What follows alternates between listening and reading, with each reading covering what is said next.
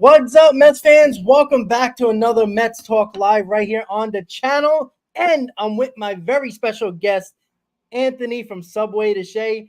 Hopefully everybody's enjoying their off day. We can take a deep breath, Mets fans, as the Mets somehow sneak away with a series win in Toronto. But first, we're going to say what up to my main man, Anthony. How are you doing, buddy? What's good? What's good? So happy to be on with you. This has been a long time in the making for a while. I know we keep trying to get this scheduled, and our schedules were a little off kilter.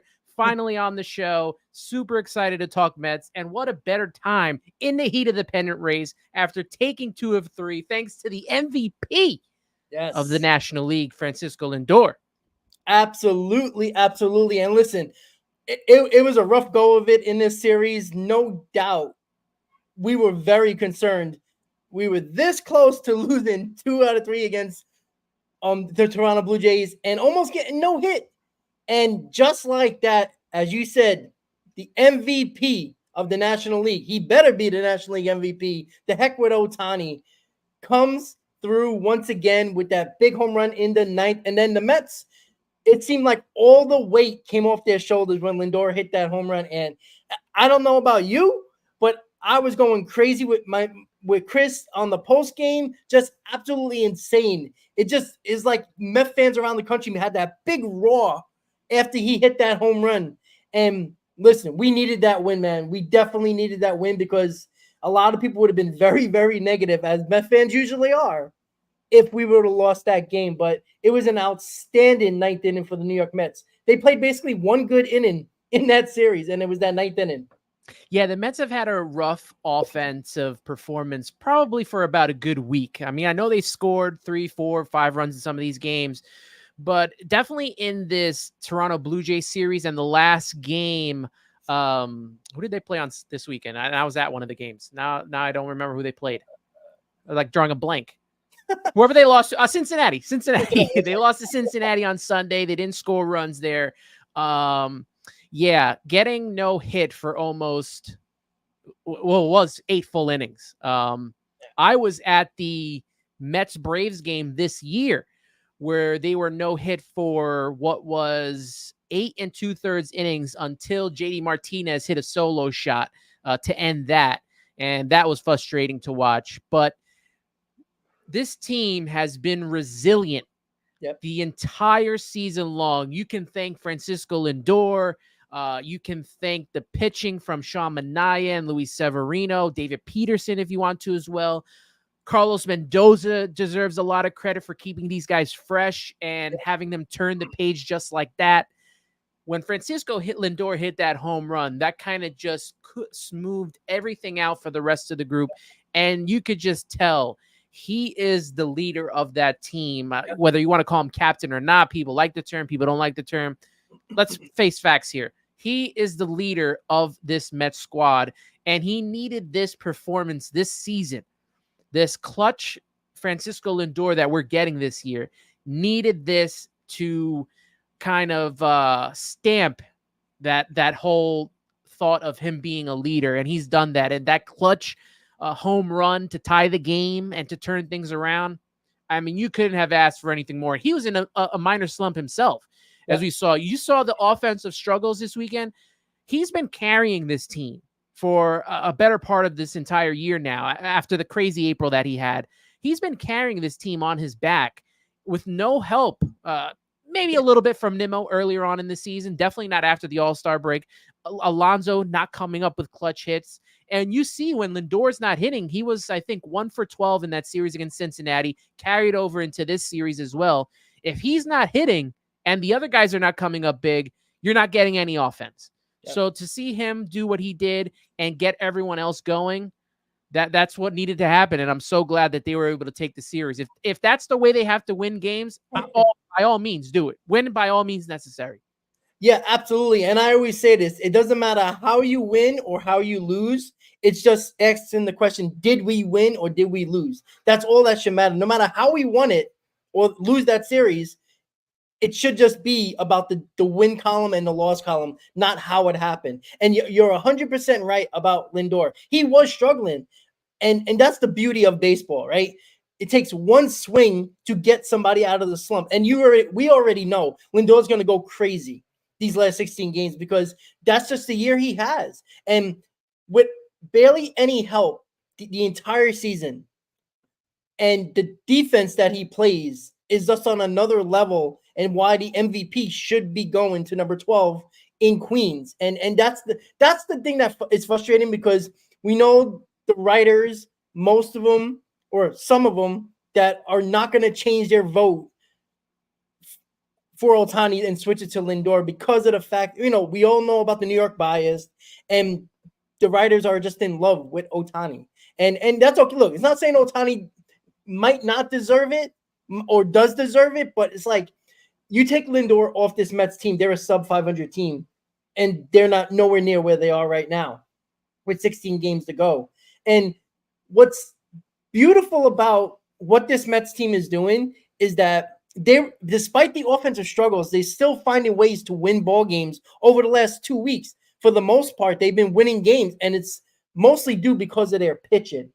And the best part and the fun part about it is that who expected these performances from Luis Severino, Sean Manaea, and oh, by the way, David Peterson? I know he struggled in Toronto his last outing, but he's been great for us. He was due, right? Just like Manaea was due for, a little bit of a struggle, in one of his starts, but they all been good.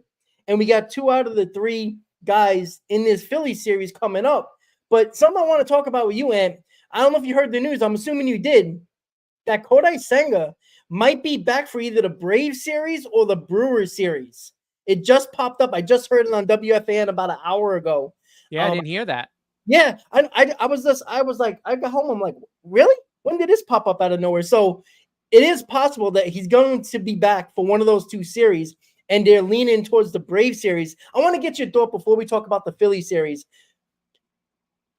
Do you feel comfortable with Kodai Senga coming back off of his second injury now for probably the most pivotal series of the season, the second to last series of the year against the Braves in Atlanta, to throw Kodai Senga with basically no warm up, no minor league start, because he's probably not going to be able to go deep and throw a lot of pitches in that ball game? How do you feel about that? Or would you rather just see your best 3 pitches in your rotation right now over Kodai Senga in that Brave series? Refresh my memory. Did he go through rehab starts before that initial Atlanta game? Did he go through rehab starts? I believe he went to 3 or 4. Yeah. 3 or 4. It's really a tough decision to make here. But when you think about it, would you rather Kodai Senga come back? And obviously it's not an issue with his arm, not an issue with his shoulder. It's the calf, right? That whole leg issue that he had. Yeah. I kind of would take him over Tyler McGill if that's yeah. I maybe even David Peterson, even with how well David Peterson has pitched. I think I would take Kodai Senga if the opportunity arose. And you think about the fact that he's coming back again from adversity again. And in a big series like he's going to have here, he might not even pitch that much, right? He may go 2-3 innings. They may lighten his load. You look at the way that they have kind of taken care of these pitchers this year when it comes to guys like Luis Severino, who is coming back from his injury, Sean Manaea as well. And now they're legitimate, 1-2 starters, 2-3 starters in a rotation.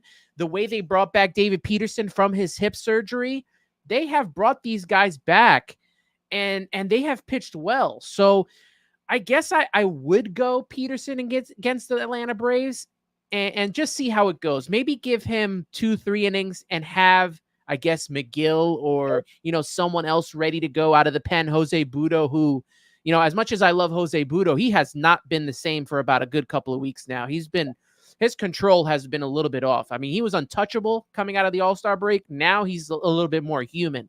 But we may have Daniel Nunez coming back at a certain point. I hope that's on the horizon. I don't know if Paul Blackburn is going to be coming back from his back injury. So the Mets have a lot of options as we get there. I know they've been kind of setting up their rotation so that they line up against that Braves team. So we'll see what happens this weekend. Hopefully they take 2 out of 3 from the Phillies, and then we're off and running here. I'd like to gain at least one more game on the Braves this weekend. If we can get out of this weekend 2 games up on the Braves, I would feel a lot more relief at this moment in time, instead of the back and forth of being up 1 game, tie, going down 1 game, and like the back and forth. I just want like one more game on the Braves and at least be tied going into that series. If we're ahead of them, even better. Yeah. But I don't want to fall anywhere 2-3 games back by the time we get there. Yeah, absolutely. That's why I asked you the question, because I know a lot of people are going to have so many different opinions about Senga, because he will have limits in that game if he does pitch in Atlanta. But he will be pitching in one of the series if it's Milwaukee or Atlanta. I do wonder what is their tape, because he'll pitch live batting practice, get his arm right, get it a little bit straightened it up, and maybe he could go 4 or 5 innings, who knows.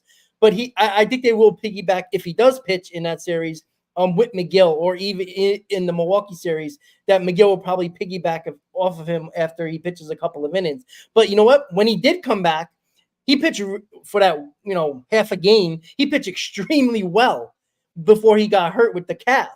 And I know he had the rehab starts, and it felt like a big blow to the Mets, and they bounced back from that as well. But I'm gonna lean towards, I don't want him in that Atlanta series, because I not only have to worry about the Atlanta Braves in Atlanta in that series, I also got to worry about Kodai Senga pitching well. And the last thing we need is Kodai Senga not pitching well because he didn't have his 2 or 3 rehab starts and just pitched live batting practice over the last week or 2 weeks.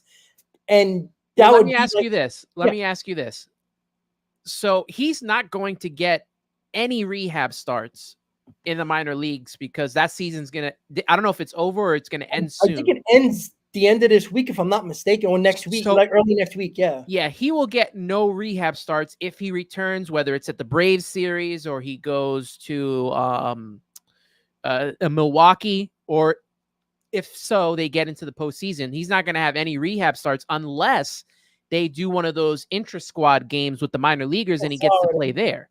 That's what I was looking at, because I was trying to search when I found out that he might pitch, and I'm like, they're really gonna just throw him out there and just make him do live batting practice. But you're right, they could just do intra-squad games in Port St. Lucie, and get a couple of the minor league kids there, and put a game together so we can at least pitch. Because if he starts to throw an inning or 2 over these next couple of weeks and build up to 4 or 5 innings till that start, then I'm perfectly fine with that.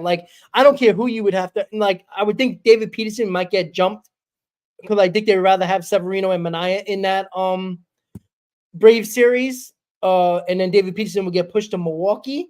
But if they can do that, at least do that intra-squad game and make him pitch and build up his strength, I'd be more confident in Kodai Senga, because I know we can pitch. I'm not worried about that.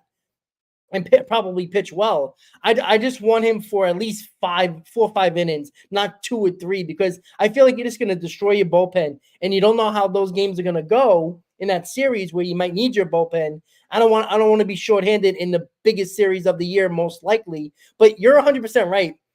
I would like to be up a game or 2, get into that series, and also I would like to run away and get the hell out of the Braves' way and just say, you know what, take our dust in your face and just, call it a day. And I hope that series means nothing and the Mets are a few games ahead. But, the way Met fans always have to deal with, we're not going to get that lucky. That series is going to be pivotal. Well, I feel like the Mets have to go through that series and win that series to get the demons out of their system. Right now, as we look at the standings that you have up here, they are a game and a half behind the Padres, 2 games behind the Diamondbacks, but they do own the tiebreak against both those teams. Now, if the Mets go to Atlanta, whether it's tied, a game up, a game back, when they get to that series, it doesn't matter. They have to win that series. Right now, it's tied 5-5 when it comes to the tiebreak. So whoever wins that series is getting the tiebreak. The Mets need this series against Atlanta. That is the most important. Not saying the other series aren't, because every series and every game is important moving forward. But when it comes to the tiebreak, you want that tiebreak against these teams. And if they get that tiebreak, the Mets have a lot less to worry about moving forward. And I also want that series against Milwaukee, because they slapped us around on opening weekend. I was there for 2 of those games and we got slapped around. So I want those guys too. Yeah, it's funny too, because like Milwaukee is gonna have the division in the bag by then. I wonder if they're not gonna they're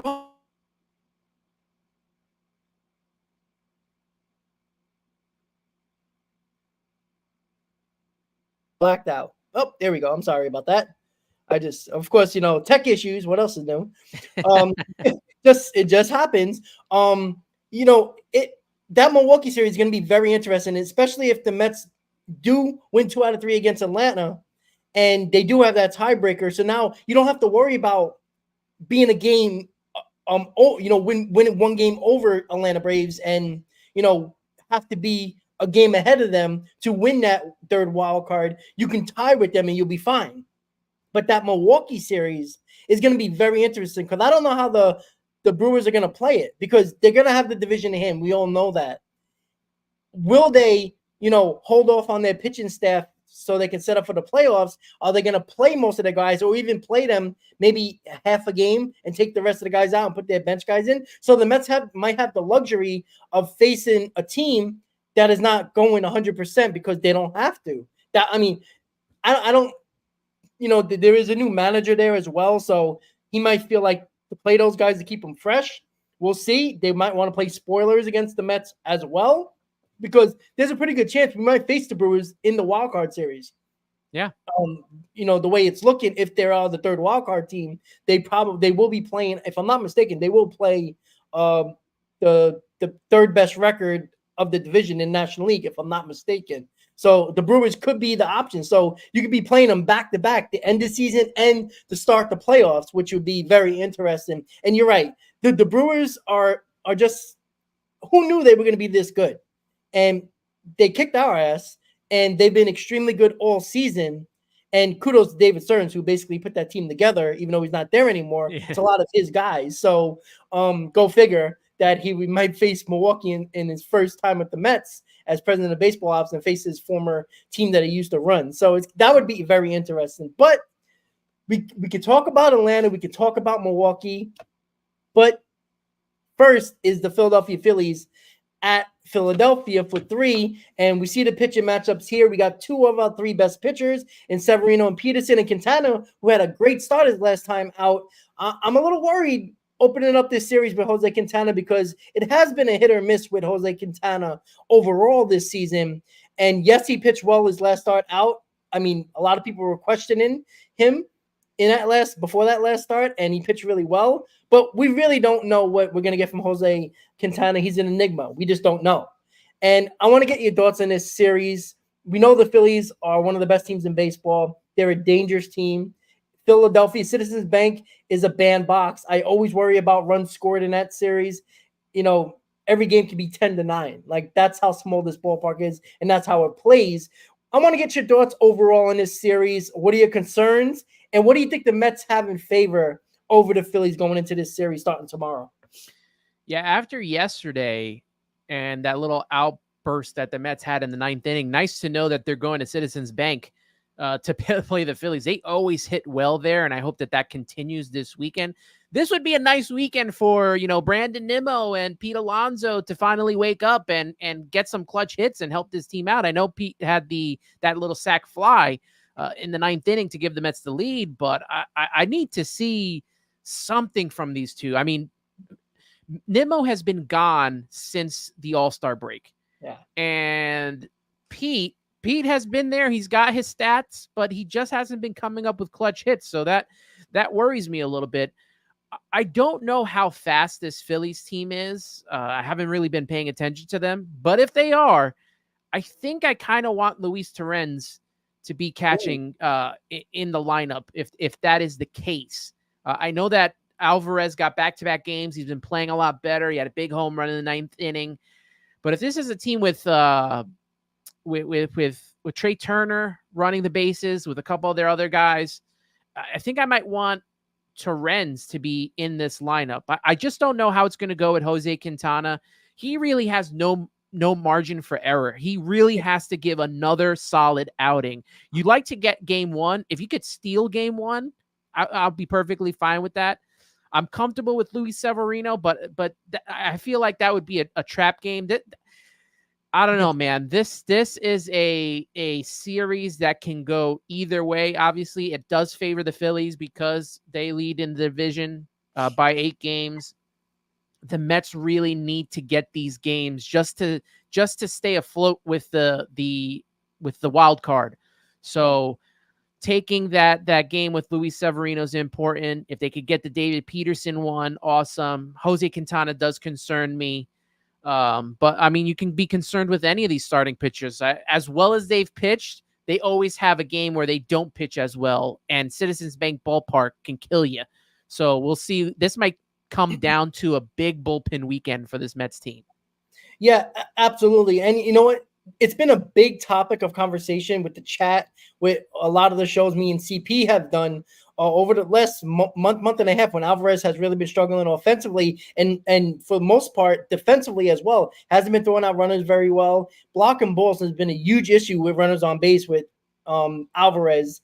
And every time the lineup pops up, everybody's like, I want to see Torrens. I want to see Torrens. Now, I know it was a great sign that Alvarez hit that 3-run homer to dead center in Toronto, and that was probably his best swing in a month. And he hasn't hit a home run since August 19th until yesterday. I'm concerned because, yes, they do have speed, the Phillies.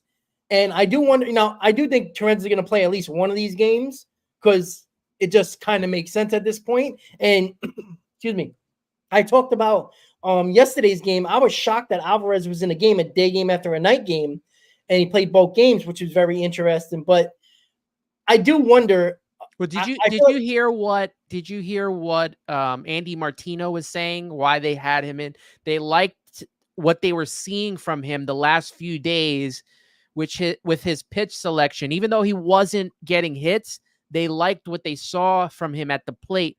Good enough that they decided to play him another day. So I don't know how that affects them moving forward, but I did read that tweet from Martino yesterday. That is interesting. Again, I'm surprised they do that because usually they've been worrying about matchups instead of the hot hand or the better choice at the plate. And look, I always think that, like, they said that before with Alonso and it just never worked out. But you know what? Giving Alvarez that chance, I would play him tomorrow. It's an off day. I would give him that tomorrow and be like, all right, let's see if he's really figuring it out at the plate. He still scares me behind the plate, but I play him tomorrow. If he doesn't look good at the plate, I'm playing Torrens the next 2 days. And I know that's crazy for one of our top prospects who was supposed to be this good, and he has a very disappointing offensive season. But I give him tomorrow. I give him that boost of confidence, knowing that he finally showed some power in that Toronto series, or at least yesterday. But I would give him that opportunity. I think that's only fair. He is your starting catcher. I know a lot of people, don't like the way he's been playing, but he is your starting catcher, and he will be playing game 1 of a playoff series, regardless if you like him or not. So, you give him any opportunity to make sure that he can get back, rolling for us, because it would be huge for a guy like Alvarez to get going right at this moment in Citizens Bank Park. And you brought up about Nimmo, who hasn't been good since the All-Star break, and Pete Alonso basically all season. Pete Alonso has great numbers in Citizens Bank Park. You just hope that sac fly kind of was like, all right, that was his best at bat of the series. He worked the count. He looked a little bit more poised and looking like he was actually thinking at the plate a little bit and not just guessing and trying to actually do something positive in that at bat. And look, he didn't hit a grand slam. He didn't, hit the ball over the wall, but hitting the ball to the opposite field, getting that sac fly. You saw him clapping when he was going back to the bench because he knew that was so important. Obviously, it was the go-ahead run. But I just hope, as much as I have killed and criticized Pete Alonso all season, and his stats are bloated most of his career, and runners in scoring position hasn't been a great stat of his throughout his career with the New York Mets, except when the Mets are basically out of it. I hope he goes crazy. And not saying he's got to carry his team, but how about having a series where we can say, look at Pete Alonso finally coming through in big moments in a big series in Philadelphia, where he's performed probably better than any other ballpark in baseball. I hope You that know how, others can actually just step up and finally yeah. look like their part. Well, you know how the last, 2021 through about 2023, the team lacked role players, Right. especially when guys got hurt. Some of the main guys got hurt. The backup players just weren't good enough. The Travis Blankenhorns of the world, all these guys. This year, David Stearns has put together a roster with Jose Iglesias, Luis Torrens, Jesse Winker to kind of help this team out when their stars aren't taking care of their business. The team has 80 wins this year, and most of that is without any clutch hits from Pete Alonso and with the disappearance of Brandon Nimmo. I don't even know what happened to him. You talked about Pete Alonso having great numbers at Citizens Bank Ballpark. I have the stats up right now from the preview for tomorrow's game against Aaron Nola. 49 at bats. He's batting .327 with an OPS of 1.059, 5 homers, 11 RBIs. I mean, those are some big numbers. If anytime Pete wants to come out, it's this series. Just like you said, we need Pete. He doesn't know.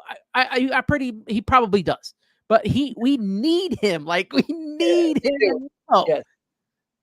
Yes, to get to that next level that I've been talking about, because this team still can get to, this offense can still get to another level than what they've shown throughout the season. And you said it a couple of times in this show already, without Nimmo doing it for half the year or since the All-Star break, and Alonso all season, like, it's amazing that this team has 80 wins with the lack of production from those two guys, and one guy who is supposed to be the biggest RBI guy and run producer hasn't really been there. And it's been quite amazing that, and you talked about, the other guys on this team, the supporting cast minus the core has been really carrying this team with the Baders of the world, the Tyrone Taylors of the world, Jose Iglesias of the world, even Mark Vientos, who is very unexpected doing what he's doing.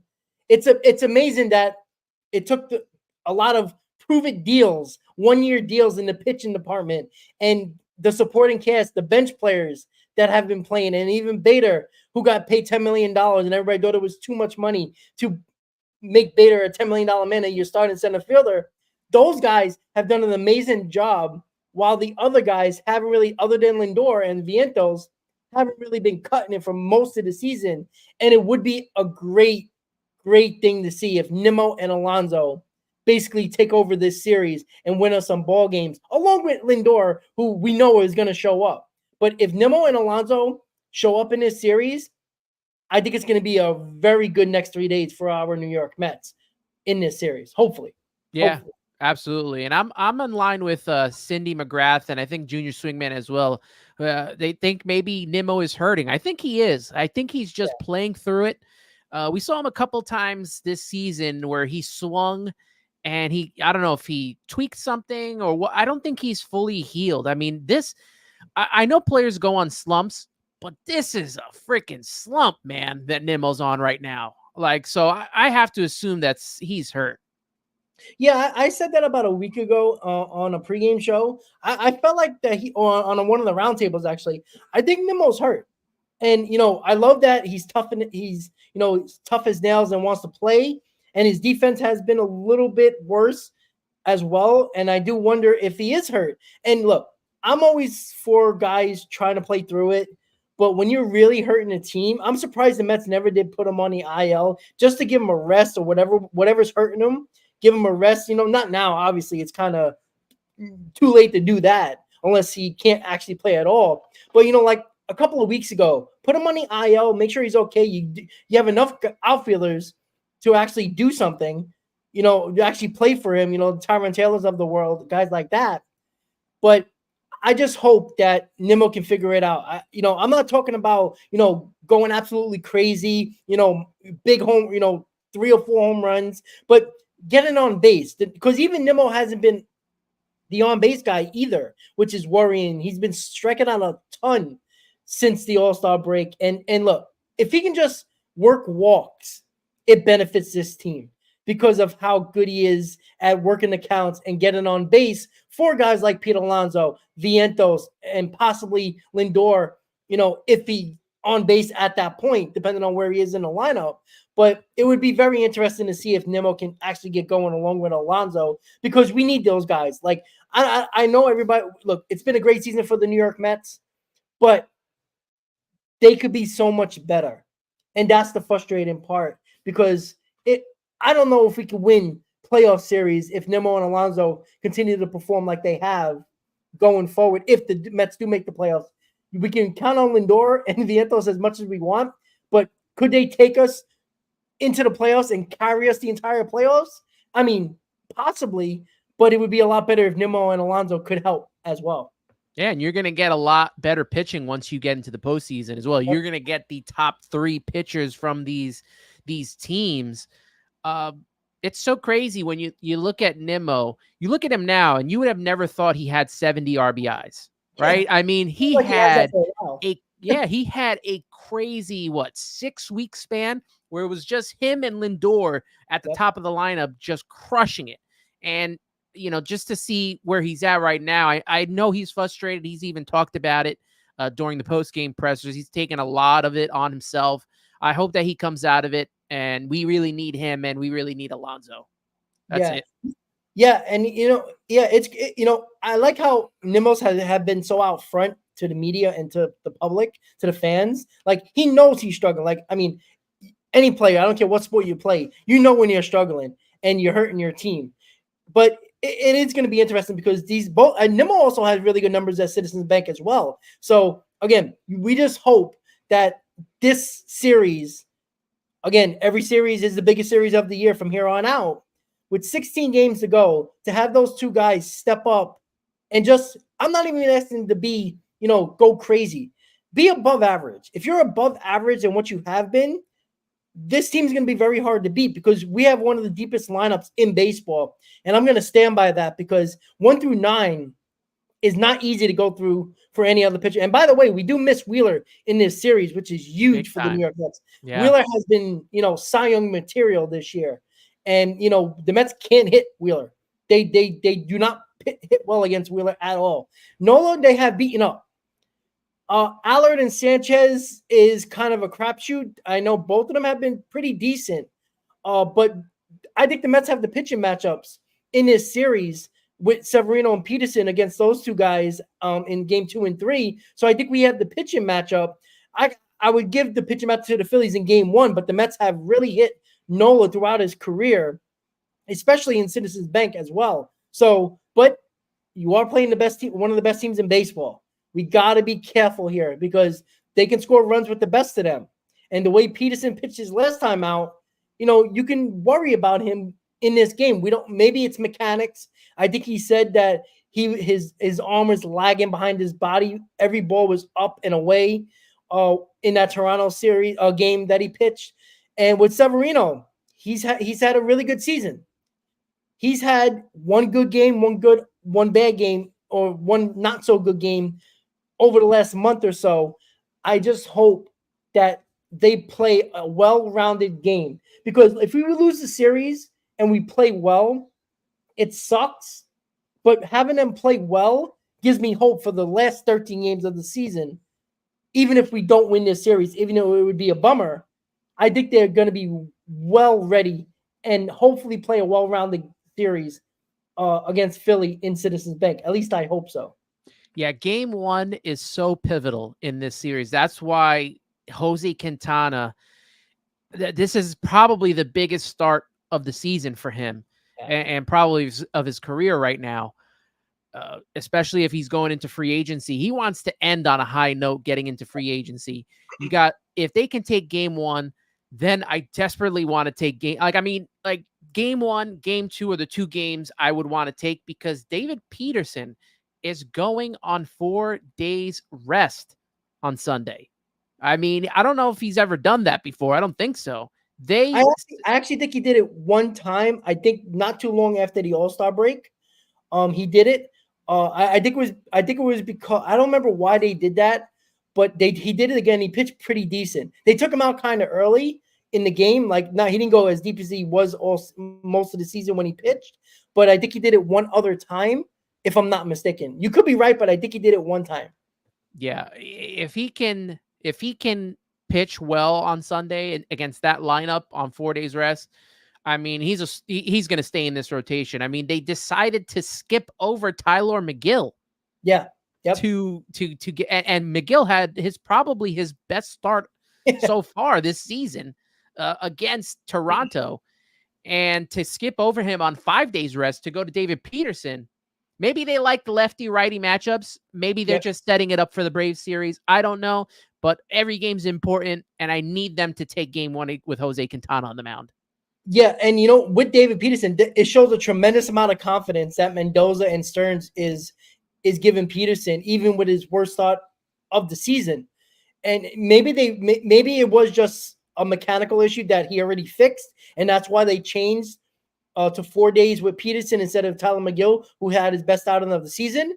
Maybe it's just the confidence. Like, I mean, look, I completely agree with them with Peterson because to not pitch him for this because of one start and to set up him perfectly for that Brave series, I think it's a smart move. Look, Tyler McGill pitched great. I'm not going to take anything away from him, but it is Tyler McGill. Like, nobody wanted this guy in the rotation anymore. Nobody wanted to see him back in this rotation, and I would choose David Peterson as well. And as long as they fixed what they needed to fix, because it clearly was a mechanical issue, and Peterson and Mendoza talked about it. Hopefully they fixed it, and Peterson has been outstanding. So I would rather go in battle with Peterson than Tyler McGill in the third game, because let's be honest, there's a pretty good chance that third game is going to be the rubber game. It's going to be the game to see who wins that series. So I'd rather go with Peterson than McGill. And look, I think in this series, Jose Quintana is going to have a very short leash. I think if he doesn't look good his first couple of innings, you're going to see Tyler McGill. I truly believe that you might see Tyler McGill for an inning or two, or have people in the bullpen knowing that they're going to come in early in the ballgame if Quintana doesn't have it, because you cannot let game 1 get away from you. Game 1 is pivotal in this series. Losing game 1 is going to be a very, very bad thing for the New York Mets, because now you really got to win game 2 and 3. And Chris always says, and look, this is not breaking news, win game 1 and you got a really good opportunity to win the series, obviously, right? Just simple math. So to try to end this show with Ant giving his best opinion ever, because he is the man, and it's been so long since we had a show together. I want to ask you, and I'm gonna put the pressure on you right now. I put up a poll. How many wins are the Mets gonna have in total in these last 16 games and overall total? They can play a 500 record and have 88 wins. So I put on the poll 88, 89, 90, or more than 90 plus. What is your win total to end this season for you? So it's Phillies, Washington, Phillies for 4, Braves for 3, Milwaukee 3. Yes. I'm going to go 89. Okay, that's a game over 500. Yeah. I'll take it. Right? It's a game over. I take that. Listen, I don't know if that's going to be enough, but it's possible, right? The Braves haven't been playing great either, so it's going to be very interesting, right? I'm actually going to go 90. I've been a big proponent of this team since the start of the season. I had my win total to start the season at 87. So did I. Oh, awesome! Yep. And this is why we do a show together, because we're on this wavelength. Yep. Right? I believed in this team prior to the season, and clearly you did. If you have 87 wins, Chris, who's in the chat, had 85 wins. So we believed that this team is going to be a lot better, or at least good and better than a lot of people give them credit for. There was a ton of people, and you know this, and that was thinking 75 wins, under 500 team, not a very good team. And it was just something about this team that I felt was going to be good. Not the way I thought it was going to happen with the players that have been performing, but I always felt confident in this team to start the season. Yeah, I had him at 83 to 84 wins prior to the signing of JD Martinez. Now, he hasn't been like his normal self this season, and he hasn't been as good in the second half, but there was a good, month span where he was carrying this team as well with the offense. So that's when I moved it up to around 86, 87 wins. I think 89 wins is doable. It would be a little different for me if they went to Washington. I would have a little bit more concern, but the fact that they're playing Washington at home, and then they got this big 4-game set with the Phillies at home to end their not end the season, but end their their home stand. It's not like they're done after this. Like, they're going to Atlanta and they're going to Milwaukee to end the season, but they're ending their season at Citi Field against the Phillies in that 4-game set. Yeah, 89 wins, I think, is fair to me. They've just been playing so hard. This is, I know we could say this every year, but this is something different to me this year. This is not how it fell apart in September of, 2022, where they kind of ran roughshod over the entire league and then fell apart in September. They have been consistent outside of that month of May. They have been consistent all season long. And the toughest month to me, they got through with a winning record, which was August, where they had to go to St. Louis and Colorado and Oakland and Anaheim. They did all this stuff. And even though they didn't win some of these series that they should have won, they ended up, I think it was 15-13 or 16-14, winning that month. I thought that was huge. They've played well to start September. They play well against teams that are above them. Yep. Which is important. Yep. And there's quite a few teams that they're playing above them. Yep, absolutely. And I brought this up before. I don't know if you agree, but Chris said it feels like a magical season. It feels similar to 2015, the way where it was kind of like a lag for some of the season, and then they just got hot and they just played well. I know 15 it was with the division, but it just feels like this team has a magical proponent to them. And if they get there, and let's be honest, for the most part in Mets history, when they make the playoff, they make runs. They play really well. A couple, obviously, in the wildcard series against the Padres and the one game against the Giants in 2016. Other than that, when they make the playoffs, they do damage. So I always say this: I don't care what your record is to make the playoffs. Get in, and anything can happen. Especially the way the format is now. Wildcard teams have advantages that teams, even the best teams in baseball, that get the buys. So wildcard teams, listen, I'm going to war with this team. I'm ready to go. I have 90 wins for this team. I think they're going to play extremely well. And again, 10 out of the next 6 games are all against NL East rivals. 7 against the Phillies, 3 against the Braves, and then you got the Brewers and the Nationals pushed in there as well.